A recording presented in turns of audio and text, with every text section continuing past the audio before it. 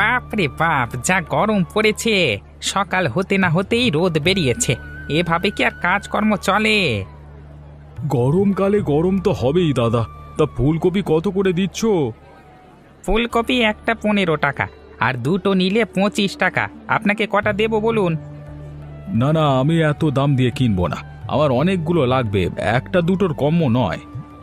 আপনি কটা নেবেন সেটা তো বলুন আগে, তারপরে দাম একটু ঠিক করে নেব। আমার 20টা লাগবে।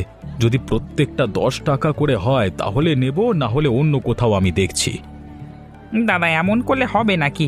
15 টাকার জিনিস 10 টাকায় কিভাবে দেব? আচ্ছা, আপনি 12 টাকা করে দিন। না রে বাবা না, 12 টাকা করে দিলে আমার পোষাবে না। তুমি 10 টাকায় দিলে বলো, তাহলে নেব, না হলে আমি চললাম। আচ্ছা আচ্ছা, নিয়ে যান। এই গরমে বেশিক্ষণ ভালো থাকবে না। কি করব ফেলে রেখে? 20টা নেবেন তো? হ্যাঁ হ্যাঁ, 20টা। আমার হোটেলে বিরিয়ানি করতে কাজে লাগবে। যদি দেখি তোমার ফুলকপি ভালো, তাহলে কিন্তু রোজ তোমার থেকেই নেব এই দামে, বুঝলে? রোজের এই দামে দিতে পারবো না দাদা, আপনি আমাকে মাফ করুন।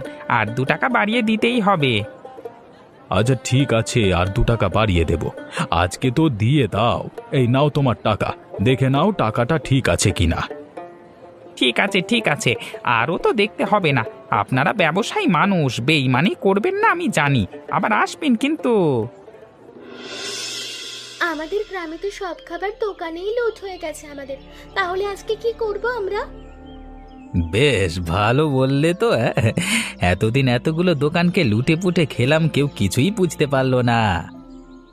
আমাদের চালবাল কৌশলে কেউ বুঝতে পারে না, আর এরা তো সামান্য দোকানদার। খবর পেয়েছি পাশের গ্রামে একটা বিরিয়ানির দোকান হয়েছে, তাও আবার মাংসের নয়, ফুলকপির বিরিয়ানি। আজকে যাবে নাকি? হ্যাঁ, গেলেই হয়। আমার মনটাও তো অনেকদিন ধরে বিরিয়ানি বিরিয়ানি করছিল। তা আজকেও কি সেই একই নাটক করবে? আরে আলবাত করব। যে জিনিসটা আমাদের লাভবান করছে সেটা না করে ফালতু ফালতু অন্য কিছু করতে যাব কেন, তাই না? একদম একদম।